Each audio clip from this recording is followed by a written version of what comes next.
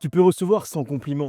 On peut te dire que tu es beau, drôle ou encore touchant, mais il suffit d'un moment d'humiliation. Une seule fois où tu bafouilles, où on se moque, où tu te sens ridicule. Et là, ton cerveau, il s'en souvient à vie. Mais pourquoi? Pourquoi est-ce qu'on retient toujours le pire? Eh ben, c'est de ça qu'on va parler aujourd'hui. C'est parti.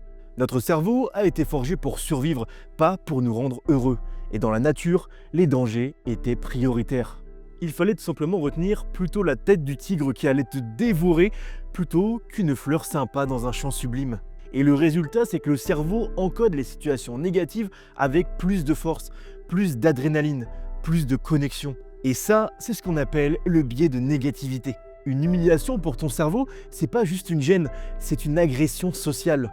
Et devine quoi? Les zones du cerveau activées quand tu ressens la honte ou le rejet, ce sont les mêmes que pour la douleur physique. En fait, ton corps et ton cerveau traitent la moquerie comme une brûlure réelle. Et comme toute douleur, ils la mémorisent pour ne pas que ça recommence. Et en fait, c'est ça le piège. À force de ressasser en boucle ces scènes de honte, tu finis par oublier le positif. Tous les moments où tu as été applaudi, où on t'a dit merci, où on t'a admiré. Alors aujourd'hui, s'il te plaît, rappelle-toi de ceci.